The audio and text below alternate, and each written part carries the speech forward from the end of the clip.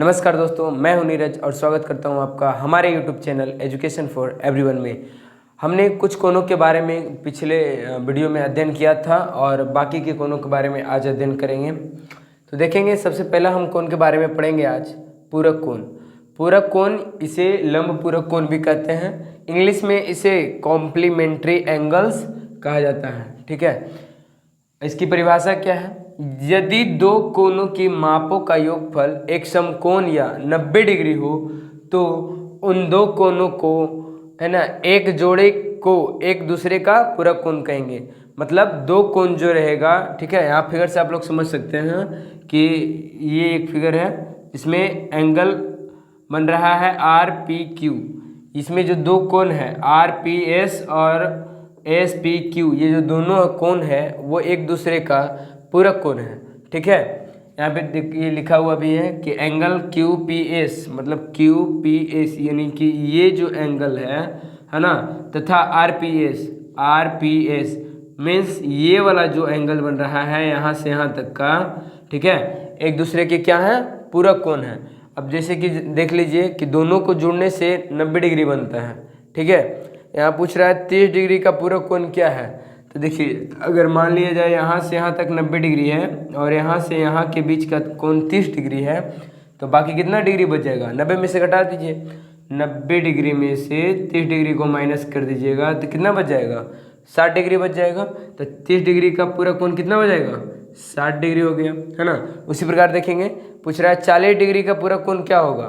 तो यहाँ पूरा 90 था, 90 में से 40 को माइनस कर दीजिए, 90 डिग्री माइनस 40 डिग्री कितना हो जाएगा? 50 डिग्री। यहाँ लिख देंगे 50 डिग्री।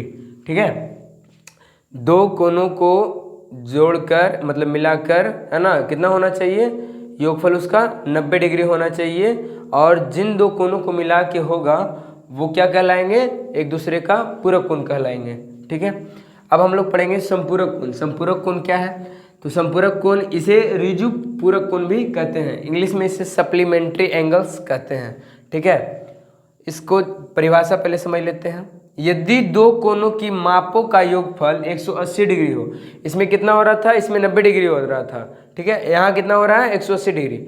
यदि दो कोणों की मापों का योगफल 180 डिग्री हो तो उन दोनों कोणों के एक जोड़े को एक दूसरे का संपूरक कोण कहते हैं। इसमें सिर्फ इतना अंतर है कि इसमें दोनों को जोड़कर कितना आ रहा था? 90 डिग्री आ रहा था या एक समकोण आ रहा था। ठीक है, इसमें दोनों को जोड़कर 180 डिग्री आ रहा है या दो समकोण के बराबर है। ठीक है, और वो दोनों कोण एक दूसरे के क्या कहलाएंगे? संपूरक कोण कहलाएंगे। अब समझिए, यहाँ एंगल BAD है, एंगल BAD मतलब ये जो कोण बन रहा है, ठीक है, तथा DAC इधर जो कोण बन रहा है वो दोनों एक दूसरे के क्या है? संपूरक। कोई भी सीधी रेखा पर ही है, ठीक है, यहाँ अगर एक बिंदु मानेंगे तो यहाँ से यहाँ तक ये जो रेखा के अंदर जो कोण बन रहा है यहाँ पे, वो 180 डिग्री का कोण बनता है। जिसे आप लोग देखे होंगे, जिसे चांद बोलते हैं। ये चांद जो होता है इस प्रकार का, ठीक है, ये इस प्रकार का रहता है। इसमें देखे होंगे कि यहाँ पे ना 0 डिग्री यहाँ से लेके यहाँ 0 रहेगा, 0 से लेकर 180 डिग्री तक बना हुआ रहता है। ठीक है, अगर इधर से नापेंगे तो इधर से ऊपर में लिखा हुआ रहेगा 0 से 180 तक इस साइड। ठीक है, अगर इधर 0 लेंगे तो वही चीज़ है। अब देखिए, यहाँ पे पूछा है कि 40 डिग्री का संपूरक कोण क्या होगा। तो अगर इधर 40 डिग्री है और पूरक कितना है? 180 डिग्री, तो 180 डिग्री में से 40 डिग्री को घटा देंगे। ठीक है, बाकी बच जाएगा कितना? 140 डिग्री। तो 40 डिग्री का संपूरक कोण क्या हो गया? 140 डिग्री। ठीक है, अगला पूछ रहा है 100 डिग्री का संपूरक कोण क्या होगा। तो 100 डिग्री का निकालने के लिए ऐसे समझिए कि कुल मिला के कितना था? 180 डिग्री था। अब 180 डिग्री में से कितना डिग्री को घटा देंगे? 100 डिग्री को माइनस कर देंगे। यहाँ पूरा 180 है, 180 डिग्री में से 100 डिग्री के आसपास, यहाँ देखिए ये पूरा जो होता है ना सीधा, वो 90 डिग्री होता है, इससे थोड़ा सा ज़्यादा होगा। ठीक है, यहाँ पे 100 डिग्री के आसपास आ जाएगा। अब इधर का जो कोण बचा है वो पूछ रहा है कि और कितना हो बच रहा है। तो ये 180 में से 100 चला गया, कितना बच गया? 80 डिग्री। तो 100 डिग्री का संपूरक कोण कितना हो गया? 80 डिग्री। उसी प्रकार से हम लोग अब पढ़ेंगे आसन कोण या संलग्न कोण क्या कहलाता है। ठीक है, किसे कहते हैं? आसन कोण या संलग्न कोण। इसे इंग्लिश में एडजेसेंट एंगल्स भी कहते हैं। ठीक है, जानते हैं दो कोणों को आसन कोण कहते हैं, दो कोणों को आसन कोण कहते हैं, लेकिन कब? यदि उनको एक शीर्ष बिंदु एवं एक उभयनिष्ठ भुजा हो। देखिए, एक शीर्ष बिंदु मतलब एक जगह से ये शीर्ष बिंदु जो है वो एक ही होना चाहिए और दोनों का जो भुजा एक होना चाहिए, वो उभयनिष्ठ होना चाहिए। ठीक है, ये देखिए ये दोनों में ये जो दो एंगल बन रहा है, ये बीच वाला जो है उभयनिष्ठ हो गया। ठीक है, साथ ही दोनों कोणों की शेष दो भुजाएं उभयनिष्ठ भुजा के दोनों ओर हो। उभयनिष्ठ भुजा के देखिए दो भुजा है ना बगल में, वही चीज कर रहा है। तो इसको ऐसे याद रखेंगे कि दो कोणों को आसन कोण कहते हैं यदि उनको एक शीर्ष बिंदु एवं एक उभयनिष्ठ भुजा हो, साथ ही उन दोनों कोणों की शेष दो भुजाएं उभयनिष्ठ भुजा के दोनों ओर हो। मीन्स शीर्ष बिंदु एक ही होना चाहिए। ठीक है, और एक भुजा जो है उभयनिष्ठ होना चाहिए, बाकी जो दो भुजा रहेगा वह उभयनिष्ठ भुजा के दोनों ओर रहेगा। यही इसमें कहा गया है। उसे क्या कहलाएगा? वो आसन कोण कहलाएगा या फिर संलग्न कोण कहलाएगा। यहाँ पर देखिए लिख दिए हैं, आकृति में एंगल BAC, एंगल BAC कौन बन रहा है? BAC, ये जो एंगल बन रहा है। ठीक है, तथा DAC, एंगल DAC मीन्स ये जो एंगल बन रहा है, दोनों एक दूसरे के क्या है? आसन कोण है। मतलब पूछेगा एंगल BAC का आसन कोण कौन है, तो एंगल DAC हो जाएगा। समझ गए? देखिए हम आप लोग के लिए इसलिए लिख देते हैं बोर्ड पे पहले से, ताकि आपको नोट्स बनाने में कोई भी परेशानी न हो और उसे आप अच्छे तरीके से रिवीजन कर सकें। ठीक है, इसीलिए हम पहले से इसको लिख के लाते हैं। क्योंकि हम लोग पढ़ेंगे शीर्ष अभिमुख कोण, शीर्षभिमुख कोण या सम्मुख कोण, वर्टिकली अपोजिट एंगल्स। ठीक है, देखिए इसमें होता क्या है कि दो वो रेखा जो है एक दूसरे को काटती है। ठीक है, जब दो रेखाएं एक दूसरे को आपस में काटती है, उससे जो कोण बनता है वो एक दूसरे को सम्मुख कोण होता है। ठीक है, एक दूसरे के सम्मुख कोण होता है, इसीलिए हम लोग इसे सम्मुख होता है इसलिए सम्मुख कोण कहते हैं।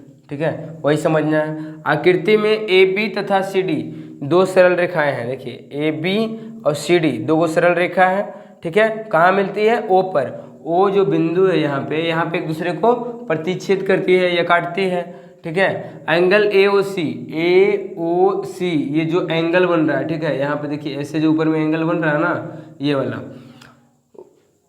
एंगल AOC और एंगल BOD नीचे में जो इस तरह से बन रहा है। ठीक है, शीर्षाभिमुख कोण है। ये जो एक दूसरे को है वो शीर्षाभिमुख कोण या एक दूसरे के सम्मुख कोण है। ठीक है, फिर आगे समझिए, एंगल AOD और एंगल BOC।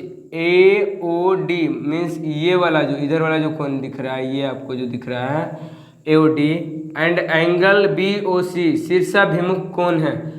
BOD और AOD एंड BOC, ठीक है, दो कोण है। एंगल AOD और BOC एक दूसरे के क्या है? शीर्षाभिमुख कोण है या फिर सम्मुख कोण भी इसे कह सकते हैं। ठीक है, इसको समझिए, इसका परिभाषा क्या हो जाएगा? दो प्रतिच्छेदी रेखाओं से बने दो कोण जिनकी भुजाएं उभयनिष्ठ न हो, मतलब एक ही न हो। जैसे उभयनिष्ठ में क्या, अभी पीछे हम लोग पढ़े थे कि जैसे ये कोण जो बन रहा है, इसमें देखिए ये वाला जो भुजा है वो उभयनिष्ठ है। ठीक है, लेकिन इसमें ऐसा कुछ भी नहीं है। तो यहाँ बता रहा था जिनकी कोई भी भुजा उभयनिष्ठ न हो शीर्षाभिमुख कोण कहलाते हैं।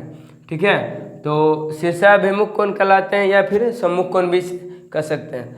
आप ऐसे डायरेक्ट याद रख सकते हैं कि दो रेखाएं है ना, दो सीधी रेखाएं एक दूसरे को प्रतिच्छेद करती है, तो उसके आमने सामने का कोण सम्मुख कोण कहलाता है। ठीक है, ऐसे भी याद कर सकते हैं, लेकिन इसमें शर्त यही है कि भुजा उभयनिष्ठ न होनी चाहिए। ठीक है, अब देखिए आगे, जब दो रेखाएं एक दूसरे को काटती है तो शीर्षाभिमुख कोण बराबर होते हैं। जब काटेगा तो क्या होगा?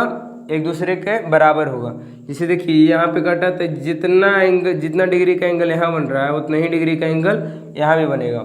वही सेम चीज़ इसमें भी है और इसमें भी वही सेम चीज़ है। आगे सुनिए, बराबर कोण क्या है? इक्वल एंगल्स, बराबर कोण किसे कहते हैं? यदि दो कोनों की माप बराबर हो तो उन दोनों कोनों को बराबर कोण कहते हैं। अब किसे कहते हैं बराबर कोण, समझ गए हैं? यदि दो कोनों की माप, मतलब माप बराबर होने से मतलब है उसका साइज मैटर नहीं करता, वो कितना डिग्री पे झुका हुआ है ये मायने रखता है, न कि कितना, मतलब ये जो लाइन दिख रहा है ना आपको भुजा का, वो मायने नहीं रखता है, इसका झुकाव मायने रखता है कि ये कितना डिग्री झुका हुआ है। ठीक है, यहाँ देखिए आगे लिख दिए हम कि भुजा बड़ा या छोटा होने से कोण की माप तब तक नहीं बदलती है जब तक कि झुकाव में परिवर्तन न हो।